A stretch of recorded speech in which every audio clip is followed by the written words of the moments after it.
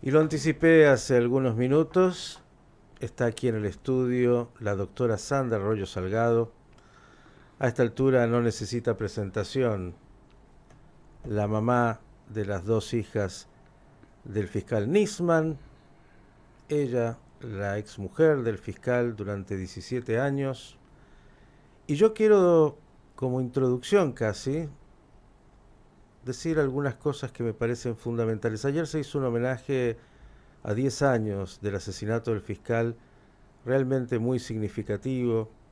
Cada uno dijo realmente cosas tan importantes.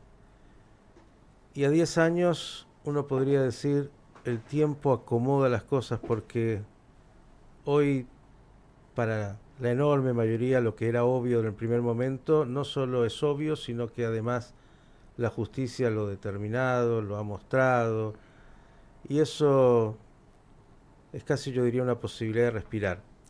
Pero, claro, se hace un homenaje al fiscal, que corresponde, y yo quiero homenajear hoy a esta mujer, porque, mire, encontrarse de repente en la vida con lo que le tocó a ella no era nada fácil, un dilema por todos lados. Y me puedo imaginar los sentimientos. La doctora Arroyo Salgado estaba separada ya del fiscal, mamá de sus hijas, pero como todos los divorcios o separaciones, no siempre son ideales ni mucho menos. Hay tensiones, hay situaciones y seguro también cuentas pendientes. Todo lo que pasa cuando una pareja después de 17 años termina, eso nunca es fácil. Y de repente, por la tarea de su exmarido, lo matan. De repente se transforma en el centro, ella, sus hijas y la situación de la mirada de la Argentina y del mundo. Y de repente, además, ve que en lugar de que la justicia, donde ella además trabaja, pertenece y eligió como carrera y vocación, hace cualquier cosa, sumado a todos los que hicieron todo lo que vimos durante ese tiempo. Digo, hay que tener ovarios y hay que tener una fortaleza enorme para enfrentar a poderes tan maquiavélicos y salir a poner todo lo que tuvo que poner. Digo, porque es fácil hablar del fiscal que lo asesinaron, y yo creo que es hora también de decir que si hoy tenemos esta claridad es porque la doctora Arroyo Salgado, bueno, decidió que no podía ser, además de un asesinato que encubriera y que además quedara en la absoluta impunidad. Sandra, ¿cómo estás? Bienvenida. Bueno, buen día. Muchas gracias por este espacio, por el interés de siempre en el tema, por todo el apoyo que siempre Radio High y vos particularmente dieron a nuestra familia, a nuestra causa, al trabajo de Alberto Nisman. Y debo confesarte impactada por, esta presentación que hiciste.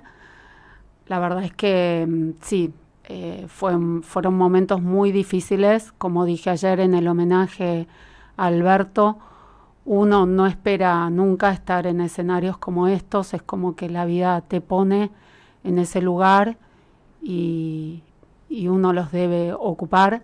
Y ante la inmensidad del horror de los atentados que Alberto se encontraba investigando, ante la inmensidad del horror de las circunstancias que rodearon su asesinato y la inmensidad de la gente que salió a manifestarse en apoyo a su trabajo, en el reclamo de verdad y justicia, yo como parte de la justicia y fundamentalmente como mamá de Yara y Cala, no podía menos que tratar de poner todo de mí, todo mi conocimiento, mi experiencia, lo que yo sabía de sus usos y costumbres por haber convivido con él 17 años para contribuir al esclarecimiento de su muerte, ¿no? Y así traté de hacerlo como pude, con las herramientas que tenía, impactada por el dolor de la pérdida de una persona muy querida, de quien estuve enamorada, si bien nos encontrábamos, como vos bien señalaste, divorciados, separados desde octubre del año 2011, pero él fue una persona muy, muy cercana a mí, muy querida, y él como su familia. Ni más ni menos que el papá de tus dos hijas. Y también por algo fue el papá de tus hijas. Impactada por el sufrimiento que sin duda estaban atravesando mis hijas. Así que la verdad es que yo ni sé cómo hice para superar ese momento, o sí sé que pude superarlo y pude llegar hasta acá como llegamos con mis hijas, que quien pudo haberlas escuchado y visto en una reciente entrevista que hicieron, se encuentran ya como dos mujeres bastante resueltas y determinadas, si bien como toda joven, ¿no? Con sus virtudes, sus defectos, como todos tenemos, pero siento que todo esto lo logramos gracias a la gran ayuda, apoyo, solidaridad de mucha gente, entre quienes te incluyo. Yo no puedo olvidar que a través tuyo llegué, que también no sé cómo lo logré, en diciembre del 2015, a participar de un evento de las Macabeadas en Chile, que para mis hijas fue muy valioso, muy significativo, muy movilizador, porque estaba todo muy... Recordémosle a la gente que en esos momentos la campaña de desprestigio y manipulación y todo lo que vimos, que es horrorosa, estaba a pleno, ¿no? Todo el gobierno de la época diciendo y haciendo cualquier cosa para desprestigiar y para todo lo que vimos, y en ese momento era tan importante que recibieran ese apoyo y ese afecto del mundo que miraba, entendiendo todo lo que aquí en la Argentina de alguna manera se intentaba negar, que era, lo asesinaron, era tan grotescamente obvio, ¿no? Sí, ese momento en aquel estadio no nos vamos a olvidar nunca, el gran apoyo que recibimos, y fue la primera vez, porque como vos bien decías, y como dijo una vez Yara, no pudimos procesar el duelo durante ese año porque teníamos que estar defendiendo a su papá y defendiéndonos de no sabemos bien qué, y todo fue muy, muy doloroso, muy, muy feo para nosotros. Y si bien contábamos con el apoyo diario de gente que en la calle se acercaba dándonos sus muestras de solidaridad, el aparato de gobierno vigente en ese momento nos atacaba por todos lados, en los medios, con afiches en las calles, con distinto tipo de acciones. Mis hijas y yo sufrimos intimidaciones, seguimientos, fotógrafos que aparecían en todos lados, en el colegio, en el club en el que hacían deportes, en nuestra casa. Nos tuvimos que mudar repentinamente, tratar de aislarnos, tratar de preservarnos. Entonces, aquella posibilidad de participar de las Macabeadas en Chile fue una caricia al alma, y fue la primera vez, te decía, que mis hijas pudieron dimensionar el valor del trabajo de su papá, gracias a vos y gracias a todas aquellas personas que participaron de ese encuentro, incluida la presidenta de Chile, Michelle Bachelet. Ahí en San Carlos de Apoquindo, cómo olvidar ese día tan importante. Pero quiero ir hasta Leona, porque, y cuando digo Leona sos vos. Gracias. Digo, te tocó bailar con la peor. Te tocó todo eso que vivimos, esa operación monstruosa, el asesinato en primer término del papá de tus hijas, más allá de haber estado separada, dijiste el hombre que amé, por lo cual tuviste 17 años en pareja y padre de tus dos, en ese momento, pequeñas hijas. Y el dilema terrible porque además alguien como vos que conoce demasiado de las cloacas por tu función como jueza, y cuando uno 10 años después mira todo lo que fue y lo que es la investigación, incluso del fiscal Tayano, hoy tan precisa en muchos aspectos, lo que uno pensaba y fantaseaba está ahí. Son aquellas cloacas que hicieron todo, todavía no sabemos si lo asesinaron, es posible, y de dónde bajó la orden, y todo lo que se pudo saber. Digo, tenías que además seguir pensando que si querías seguir con la carrera como jueza, y qué hacer con tus hijas, y cómo además en toda la vida salieron de ese anonimato a empezar a tener que ver si te estaban sacando fotos o no sacando fotos, y lo que iba a salir la próxima, y el día siguiente en los diarios, y todo eso. Digo, ¿de dónde sacaste eh, la fuerza para, para decir yo voy a ir adelante contra todo y contra todos? Y cuando digo todos, hablo de un gobierno. Tiene que recordarse, Cristina Fernández de Kirchner, cada uno sabe los discursos que dio, lo que dijo una expresidenta impresentable. ¿Se acuerdan la silla de rueda? Todos se acuerdan seguro. Los afiches que hablaste, el padre de tus hijas el peor de todos, el que había robado, el que había sido un enorme mujeriego que gastaba el dinero llevándose chicas, y hasta el día de hoy aparecen barbaridades, los agentes de prensa y toda la estructura, Aníbal Fernández, Parril y Mena, la cantidad de nombres, y todos los servicios de inteligencia que supuestamente están para prevenir terrorismo, que estaban dedicados a esto que parecía y que conoces por otro lado. Digo, ¿de dónde sacaste el coraje para ir adelante?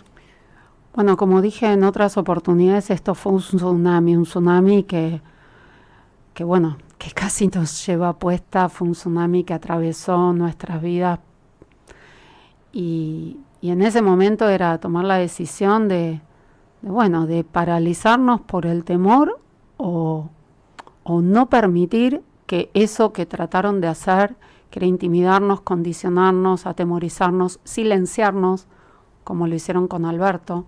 También dije que todos sabían que la única forma de silenciarlo era matarlo. Era tomar una decisión y la decisión fue seguir adelante. Yo creo que mucho tiene que ver con mi formación, mi educación, lo que mis padres me inculcaron, el colegio al que fui, los valores que uno tiene y la tranquilidad de saber que bueno, que uno es una persona que lo que busca es la verdad. Y lo que sí era como, yo sentía como un gran deber de contribuir al esclarecimiento de este asesinato, porque Yara fue testigo más que Cala, porque Cala era mucho más chiquita, de la cantidad de veces que me vio trabajando, estudiando, fines de semana, feriados, en casa, llegando tarde o estando en casa, y aún cuando estaba estudiando, como te decía, trabajando para defender a la gente que yo defendía en su momento cuando era defensora pública oficial, y a la gente que investigaba como juez federal. Entonces era como, ¿cómo no voy a poner todo mi conocimiento y toda mi experiencia y todo lo mejor de mí para el esclarecimiento del asesinato de su papá? Entonces, para mí era como, Sí, pero no como era. una película que yo no podía creer que yo estuviera en ese lugar y que el juez, la jueza, la fiscal de ese momento no nos escucharan, no le dieran crédito a lo que yo les aportaba para el esclarecimiento. Realmente hay momentos que no puedo olvidar una audiencia en la Cámara del Crimen donde sentía que había indudablemente otros actores que estaban haciendo muy bien su trabajo, tratando de que la verdad no salga a la luz y tratando de enturbiar toda la investigación. No podía creer como juez muchas irregularidades que se cometieron. No podía creer que no hubieran apartado a la fiscal que en ese momento tenía a su cargo la investigación, a quien nosotros recusamos por falta de imparcialidad.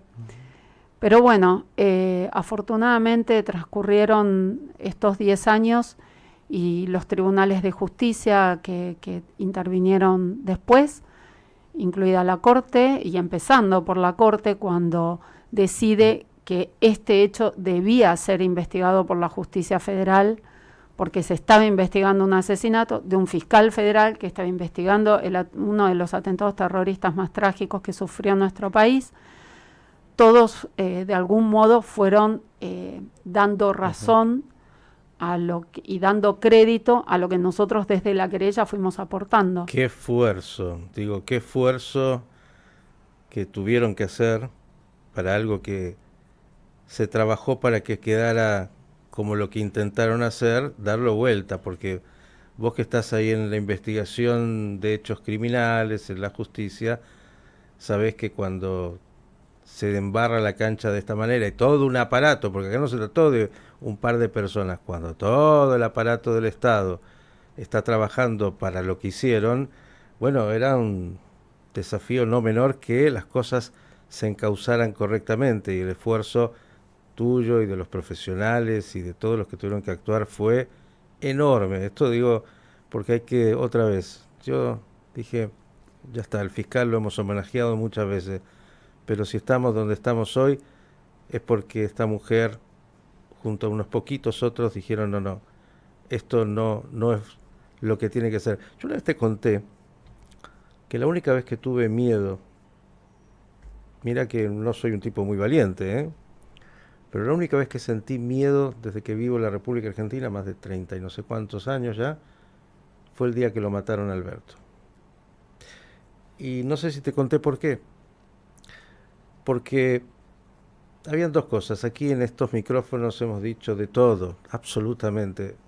Creo que fuimos los primeros que reaccionamos al mamarracho con Monar Sanz, con Sapsay, con Paul Warshawski al día siguiente, y despertamos incluso a los dirigentes que estaban, como siempre, un poco distraídos, y dijimos y continuamos. Por eso también nos ganamos. Yo tuve el privilegio de Lavaqué, también me puso ahí entre los muchachos que éramos traidores a la patria, con el memorándum y luego todo el resto, ¿no?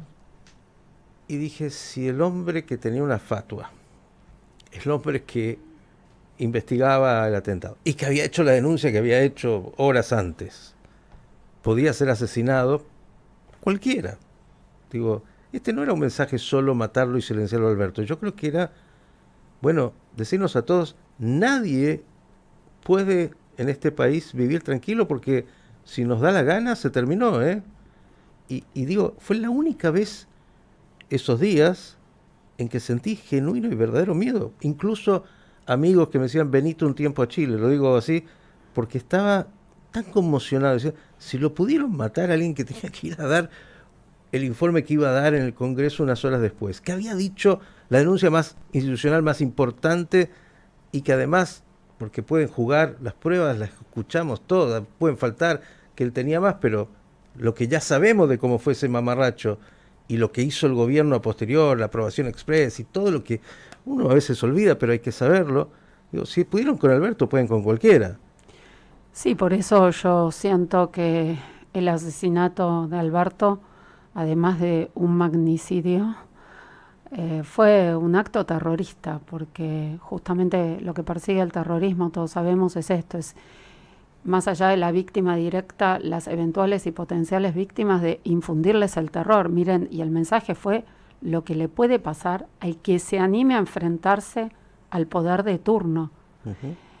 Por eso, y lo decían abiertamente, unos poquitos, siento yo unos poquitos de aquellas personas que están siempre vinculadas a los espacios de poder, al poder de turno, o que a veces tienen cargos jerárquicos de dirigentes de ciertas organizaciones, entidades, pero la gente de a pie, la gente común, fueron muchos los que salieron a la calle en aquella marcha de los paraguas, y contra eso no se pudo, porque como ayer dije, acudiendo a un oxímoron, esa marcha del silencio hizo un ruido atronador, ensordecedor.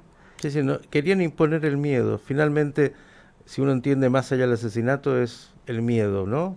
Por eso todos se acuerdan qué estaban haciendo cuando se enteraron que Nisman estaba muerto, ¿no? Que es lo mismo que ocurre con todos los otros atentados terroristas que hemos sufrido a nivel mundial, a nivel local. Todos nos acordamos qué estábamos haciendo cuando nos enteramos del atentado a las Torres Gemelas, cuando nos enteramos del atentado a la AMIA, del atentado a la Embajada de Israel.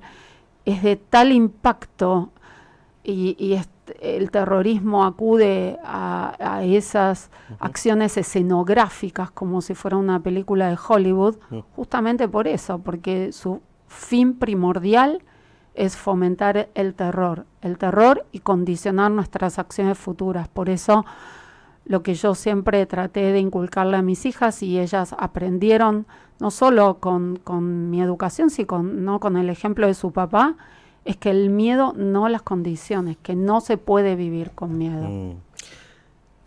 ¿Qué fue lo que mirá, porque ya has dicho tanto y de todo, y digo, ¿qué es lo que a esta altura, en tantas entrevistas que empezaste a dar, cosa que no te gustaba, y el resto, en estos años, qué fue lo que, a ver si encuentro algo nuevo, qué fue lo que te enamoró de Alberto Nisman? Bueno, en primer lugar su inteligencia, su capacidad, su inteligencia por el derecho.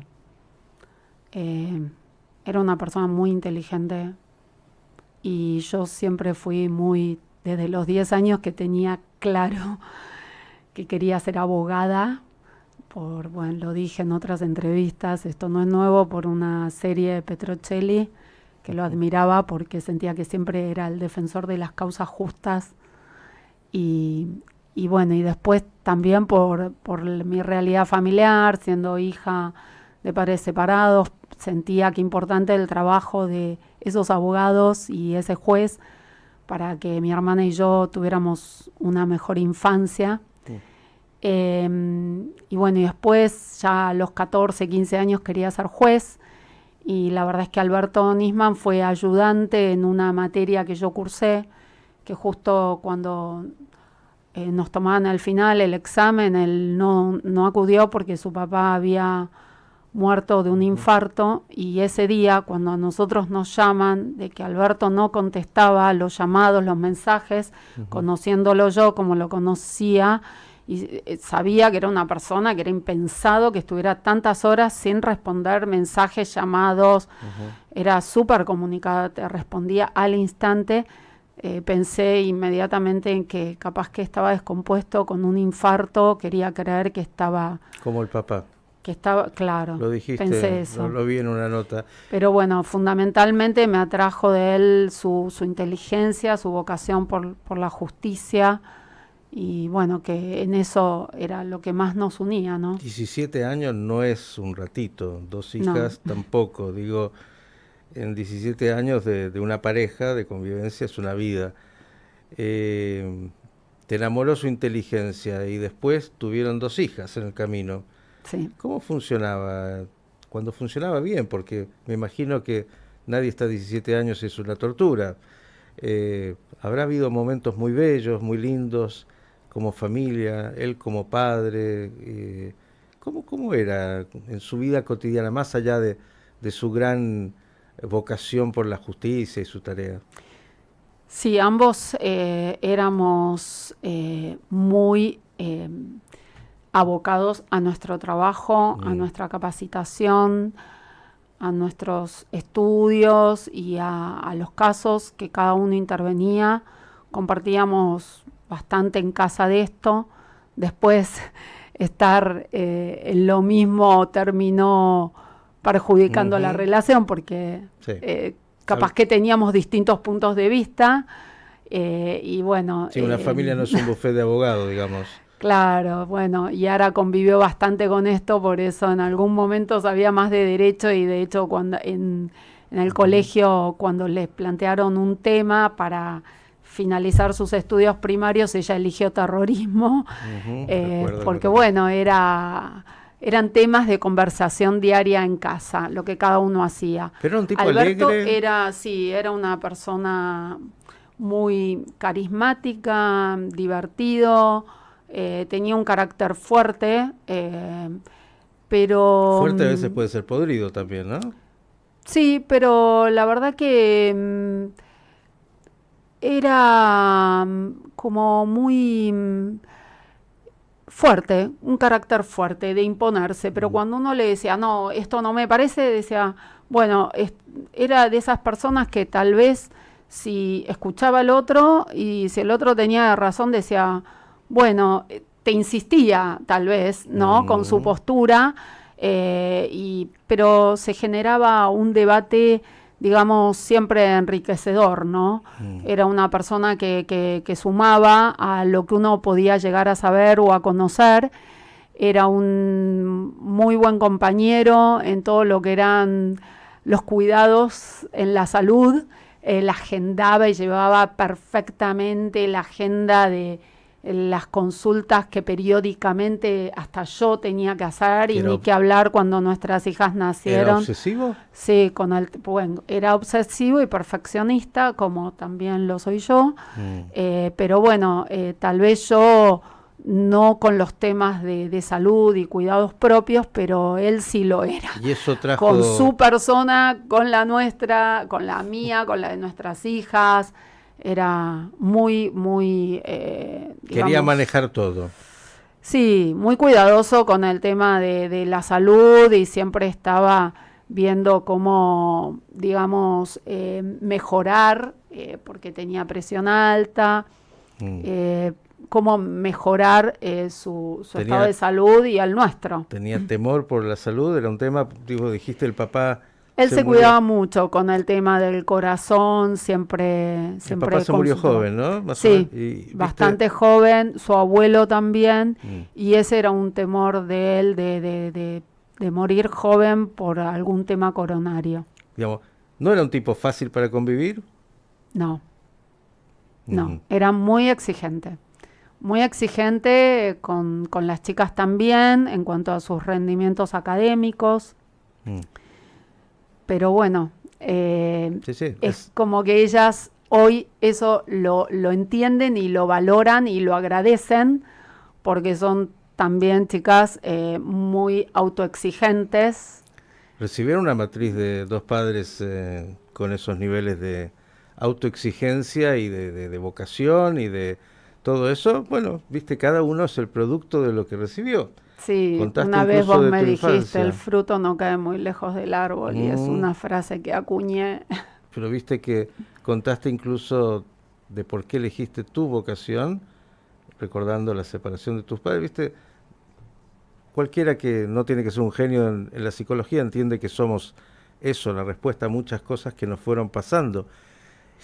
Y ese hombre tan exigente, bueno, 17 años, en algún momento, ¡pum!, todo eso de los casos jurídicos en casa y más, y la crianza y todo eso, terminó por llevarlos a decir la pareja no funciona más. Debe haber sido un momento difícil con dos hijas, ¿no? Sí. Las chicas eran chiquitas. Sí, Yara tendría 11, 12 años y Calita 3, 4 años, 4 años. ¿Y sí. cómo hizo la mamá para, en ese quiebre del proyecto de familia, decir, bueno, vamos adelante y seguimos adelante? Y él, como papá separado, porque eso es otro tema, es otra historia también, ¿no? ¿Cómo funcionaba?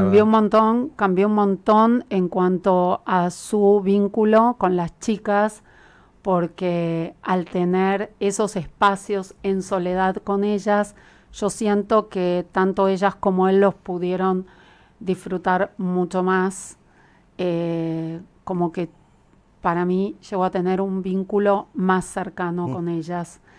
Bueno, y después su legado para mis hijas fue... ¿Papás presente cuando estaban separados? Sí, él siempre quería, bueno, encontrarse con ellas, que fueran a su casa, irlas a ver a los partidos de hockey, iba a los actos escolares, a las reuniones, siempre interesado en, bueno, en sus estudios, en los estudios, me refiero, de las chicas. 1 o 2 años antes, o no recuerdo bien, de la separación, él decidió, sin consultarme a mí, regalarles un golden que bueno, que pasó a tener un lugar en nuestra casa súper importante, porque bueno, fue... Las chicas, después de que pasó lo que pasó, sinceramente, el golden durante todo ese 2015 dormía la mitad de la noche en el piso de la habitación de Yara y después se iba al piso de la habitación de Cala. Pareciera que él entendía lo que pasaba y bueno, las chicas sentían que bueno, que era... El papá les había regalado algo que tenía que ver con la vida y que tenía que ver con una conexión. Wow. Sí, él se los regaló después de que vieron la película, la vimos todos juntos, porque cuando trajo el Golden no estábamos separados aún, después de ver una película que se llama Marley y yo, y bueno, y nuestro Golden murió en noviembre del 2023, vivió 16 años, un montón, y bueno, y fue como que sobre todo para Cala, fue una gran pérdida porque para ella fue como su compañero y su cuidador de la vida en todos estos últimos años, ¿no? Qué fuerte y qué lindo a la vez. Digo, estamos hablando con Sandra de otras cosas, porque de todo el resto, la causa, usted ya sabe, el arma y esto, sabe, mire, y si no lo sabe, quiere, vaya, investigue, lea lo que es el informe del fiscal Tayano, lea el libro de Daniel Santoro, que hemos comentado, lo hemos entrevistado hace poquito a Daniel, que está todo, y es todo grotesco. Digo, conocer los aspectos un poco más humanos, porque, claro, todo muy lindo, parece que fuera, viste, la vida no es así tan, voy a una causa judicial, hay otras cosas, y se te habrán cruzado todos los sentimientos habidos y por haber, digo, estabas separada de este hombre que tenía sus características, ya lo has dicho, incluso durante todos los años de convivencia, padre de tus hijas, todo lo que ahí se daba vuelta. Sí, pasé por todos los sentimientos, enojos, angustias. Miedos. Enojos, sí, no sé, estuve mucho tiempo enojada con la vida, no sabía con quién ya estar enojada, miedos, situaciones de miedo, de angustia, de dolor, Hay momentos que recuerdo cuando fui a hacer un trámite por la pensión, no podía creer que mis hijas tuvieran, por ejemplo, no sé, el quill para el cobro de la pensión del padre. Después, ese momento me reangustió. Me angustió una vez cuando fuimos a Tablada y de repente Cala, que hacía muy bien la media luna, la vertical y un montón de monerías, se pone a hacer eso y Yara le dice, Calita, mira dónde estamos, no hagas eso, y Cala decirle, ¿no ves que papá nunca me vio hacerla y yo se lo quiero mostrar? Wow. Bueno, momentos, ¿viste?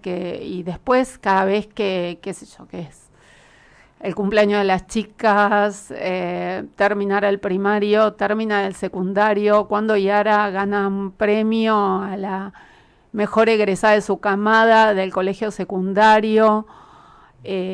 Ahora, recientemente, en diciembre del año pasado, que se recibió de arquitecta, Cala que terminó el secundario, son todos momentos, cierres de etapa, que son duelos que reviven este otro duelo, ¿no? Porque todo cierre de una etapa, de un ciclo, es como un pequeño duelo porque viene un cambio y es como que siempre es, bueno, el padre no está. Cuando Cala se hizo el acto por la ceremonia que terminó el secundario, en el colegio en el que ella terminó, cada chico recibía el título de sus padres. Y bueno, hubieron otros adolescentes que tampoco tenían o a su papá o a su mamá, con lo cual no somos los únicos a los que nos pasa esto. Pero bueno, nos pasó y nada, seguimos y subimos a darle el título y Ara y yo. O sea, somos su familia, seguimos siendo una familia unida y bueno, y lo que intentaron hacer con toda esa campaña de desprestigio, afortunadamente no prosperó, no lograron destruir nuestra familia, ni el apoyo y la solidaridad y el acompañamiento de un montón de afectos, de gente conocida y de gente que no nos conocía, ¿no? Y cuando hablas de familia, digo, todas las familias somos familias disfuncionales, lo digo yo en términos de la vida, y tampoco tenías por qué ser distinta, digo, separada del padre de tus hijas.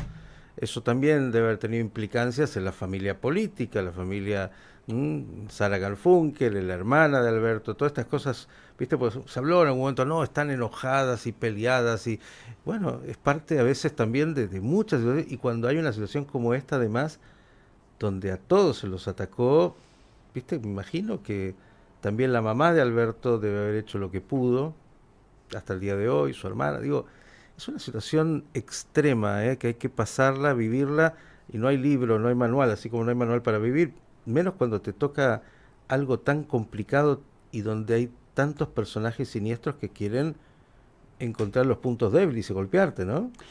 Sí, la verdad es que ese 2015 fue un año de mucha maldad, de mucho temor, con lo cual yo entiendo que mucha gente también a nuestro alrededor estuvo como expectante, como muy prudente, como, bueno, a veces está esto del argentino de no te metas, o yo argentino.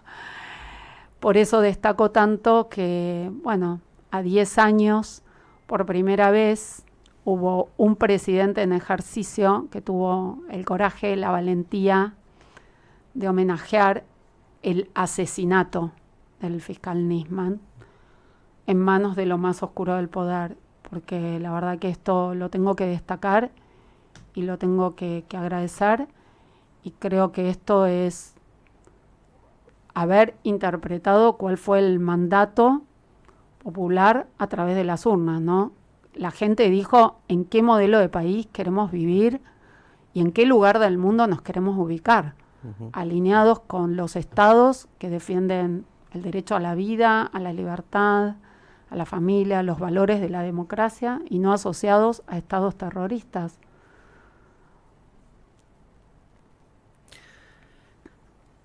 ¿Qué nos has dicho en estos 10 años? ¿Qué cosa? Lo dije, pero no puedo dejar de repetirlo y no me va a alcanzar la vida.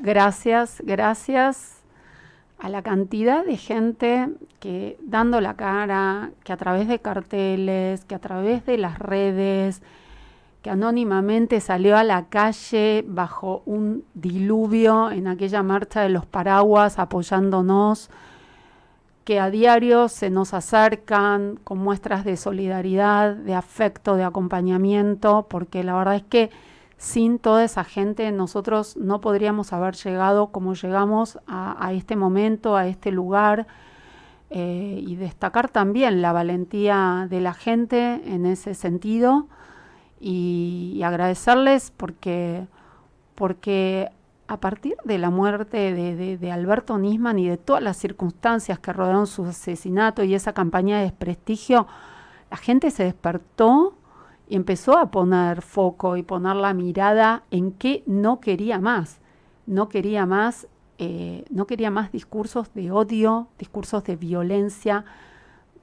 Y yo creo que esto fue muy importante para que nosotros incluso podamos seguir viviendo en nuestro país, ¿no? Porque yo me planteé una y mil veces si debía seguir acá, si iba a poder seguir viviendo, trabajando y mis hijas estudiando en el país, ¿no? ¿Tuviste alguna propuesta de irte del país?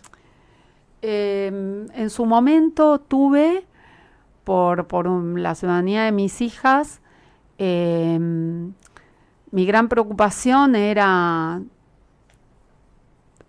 ciertas fórmulas de gobierno que a veces se postulaban. A ver, con un Aníbal Fernández como gobernador en la provincia de Buenos Aires no me representaba seguir en el país. Viviendo yo en la provincia de Buenos Aires, trabajando como juez federal en la provincia de Buenos Aires, yendo mis hijas a colegios de la provincia de Buenos Aires, al club en la provincia de Buenos Aires, la verdad que no me hubiera podido quedar. Como presidente, Alberto Fernández y Cristina. Sí, pero Alberto Fernández, permitime, no lo voy a defender, pero dista mucho de Aníbal Fernández. Bueno, Alberto Fernández tiene sus vaivenes, ¿no? Porque en un momento sostuvo que el fiscal Nisman había sido asesinado, de hecho creo que marchó en la marcha de los paraguas, sí. Y después cuando fue presidente dijo lo contrario, pero nunca lo escuché haberse sumado a esa campaña de desprestigio mediática de la que fuimos víctimas y de la que sí participó muy cruelmente Aníbal Fernández. Te decía si dijiste todo porque en tantos años has tenido que pasar por tantas instancias y seguro que en el listado interno están aquellos que, como has dicho, les agradeces y también están los otros, ¿no? Y esos otros muchos están en la calle, todavía algunos tienen hasta función pública.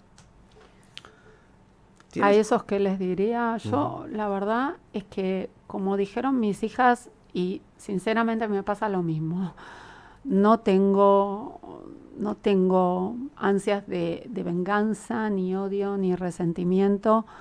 Lo que me pasa es que me dan pena, muchos me dan pena de que hayan desperdiciado una oportunidad histórica y hayan desperdiciado un lugar en el que la gente los puso para hacer buenas cosas por la gente. Y creo que esto es un mensaje para todos los gobiernos futuros, el actual y los que vengan, de que ser elegido no es un cheque en blanco para hacer lo que uno quiere, sino que es para hacer lo que la gente quiere que hagan y por lo cual los votó. Entonces, me da pena que hayan desperdiciado una oportunidad histórica cuando tenían el apoyo que tenían de tanta gente. Y nada, y también me da pena de que no puedan pedir perdón o que no sean capaces de decir, bueno, en esto me equivoqué, a ver cómo reveo, porque la verdad que esto fue un error, porque todos somos seres humanos y todos nos equivocamos. La pregunta es si es error o es intencional. Bueno, a mí me pasa en el ejercicio de la función pública que he tomado decisiones y que después afortunadamente evoluciono por ejemplo, con respecto a la mirada de la víctima en el proceso penal, sí, pero lo que viví en persona me hizo cambiar un montón. Sí, pero digo, una cosa es un error que uno puede tener, otra cosa es cuando hay un propósito de ocultamiento, un propósito explícito de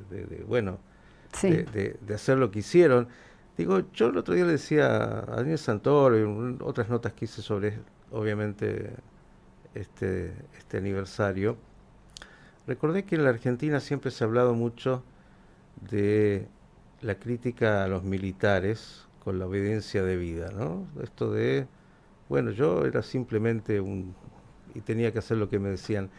Y cuando uno mira hoy la causa, dice, hay otra matiz que se parece tanto porque alguien dio la instrucción y después muchos han sido cómplices del encubrimiento. Digo, parece un ejército trabajando con y no sabemos si alguno dijo yo no participo. Digo, ¿te parece que esos servicios de inteligencia, entre comillas, espías y más, tendremos la capacidad de sacarnos a esa matriz de cloaca que tiene la Argentina?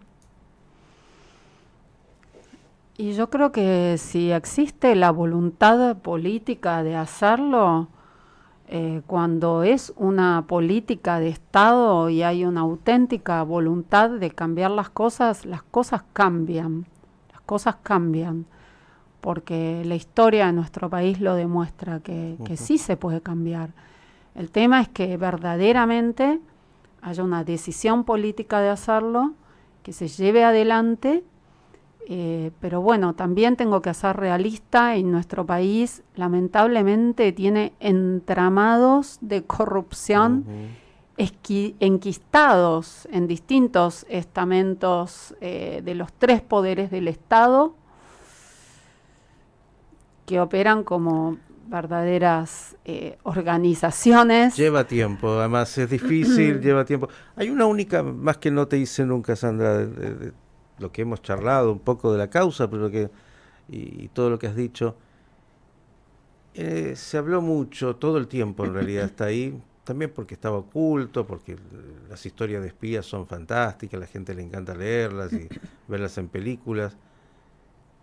¿Quién es, de acuerdo a, más allá de lo que era su función, ¿no? Jaime Estiuso y quién fue en el vínculo con Alberto, y qué dirías, porque siempre que se habla bueno, aparece inmediatamente. Bueno, Jaime Estiuso fue un funcionario de la Secretaría de Inteligencia del Estado que, según entiendo yo, estuvo durante décadas en ese organismo hasta alcanzar un lugar estratégico que, de acuerdo a lo decidido en su momento por el entonces presidente Néstor Kirchner, colaboraba íntimamente en la investigación que Alberto llevaba adelante respecto del atentado terrorista Todo del eso AMIA. lo sabemos. ¿Lo conociste? Sí, lo conocí. Después porque nosotros, bueno, los jueces, fiscales federales, en varias investigaciones, pero fundamentalmente en los temas de secuestro extorsivos, en su momento, que fueron temas también muy difíciles, sensibles para nuestro país. Teníamos que trabajábamos con la CIDE, de inteligencia, porque además la Dirección de Observaciones Judiciales, donde se hacían todas las intervenciones telefónicas, las escuchas directas, para, bueno, investigar todos estos delitos graves de crimen organizado, como vos bien señalabas también al narcotráfico. Necesitábamos de la colaboración y acudir a la CIDE, que era el único ámbito en el que nosotros podíamos llevar adelante esas medidas de prueba. Después del asesinato de Alberto, ¿tuviste encuentros con Estiuso? No, nunca más hablé, ni lo vi, ni... No. ¿Él nunca se quiso acercar a vos después? No, que yo sepa, no. Él había sido desvinculado de la CIDE en diciembre de 2014. Y creo que la última charla que yo tuve fue en diciembre de ese año para saludarlo por este tema, y que creo que es más, que le dije un comentario bueno, que me imaginaba que ahora iba a estar mucho más tranquilo, ¿no?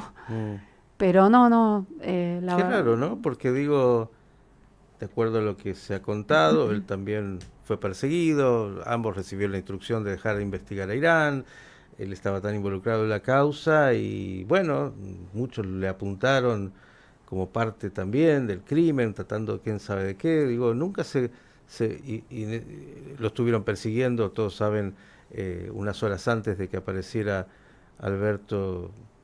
Sí, yo lo que pienso es que justamente por todo eso, por todo lo que se dijo y todo lo que, cosas que eran ciertas y otras que no eran así, o sea, que no respondían a la verdad, creo que fue una decisión prudente de su parte y de la mía, digamos, evitar, porque siento que bueno, que que no hubiera contribuido Ujú. a mantener como una investigación, digamos, Bien. despojada de especulaciones o de esa gente que Ajá. quería de alguna manera tratar de enrarecer con intrigas palaciegas de servicios de inteligencia Se la encontró investigación del Stiuso asesinato. con Sandra Arroyo Salgado, ¿eh? Están conspirando para crear cualquier... Sí, yo creo que es prudente y además siento que fue lo mejor para esto, para evitar todo tipo de intriga palaciega, conspiración, que nada tiene que ver y con lo que que... nos encanta consumir. Sandra, como siempre, gracias. No, Y gracias a otra vez vos por el quiero espacio. volver a lo que inicié. Miren, detrás, esto no es de traslado, ¿no? De un gran hombre siempre hay una gran mujer, pero digo, a veces a una mujer le toca bailar con la peor. Y claro, ya no estaba el fiscal para defenderse de todo lo que le decían y hacían y le hicieron. Y una mujer que estaba separada de este hombre, que había sido 17 años su pareja, con 2 hijas de él, y con todo lo que significa la vida, se pone al frente de algo tan difícil. Digo, así como, claro, generalmente estamos acostumbrados a hacer homenajes para los muertos, a mí me gusta hacer homenajes también a los vivos. Y yo creo que la doctora Sandra Arroyo Salgado merece un homenaje en esta sociedad argentina, no solo por haberse puesto al frente por sus hijas, y por ella, y por quien fuera su pareja, sino porque habiéndose puesto al frente y habiendo asumido algo tan, tan difícil, le ha hecho un enorme favor a esta república que de alguna manera le dijo no al miedo, no al silencio, y para eso tuvo una mujer que se puso al frente, si no, no lo hacíamos. Muchísimas gracias. Me emociona lo que me decís, me emociona, te agradezco y, y esto me hizo acordar a que cuando se concreta el concurso en el que me designan juez federal en esta sociedad machista que a veces vivimos, no faltó quienes dijeran, ah, claro, ella llega a este lugar porque es la esposa de Alberto Nisman, ¿no? Y la verdad es que yo siempre me esforcé por estudiar y tratar de ser y aprender todo lo que más podía, por estudiar, por capacitarme, por hacer un posgrado, por trabajar y dar lo mejor de mí. Y tenía toda una carrera, una trayectoria, y me parecía que eso era desconocer un poco y que era gente que no me conocía, pero que se manejaba con ese prejuicio machista.